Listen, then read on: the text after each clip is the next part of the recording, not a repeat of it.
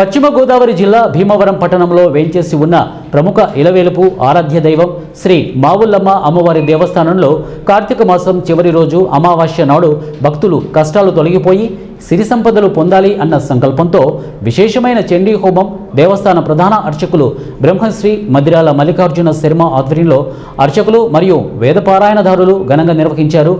ఈ హోమంలో 100 మంది పైగా పాల్గొన్నారని, పరోక్ష పద్ధతిలో కూడా మరికొంతమంది పాల్గొన్నారు అని ఆలయ సహాయ కమిషనర్ బుద్ధ మహాలక్ష్మి అలాగే నగేష్ తెలియజేశారు।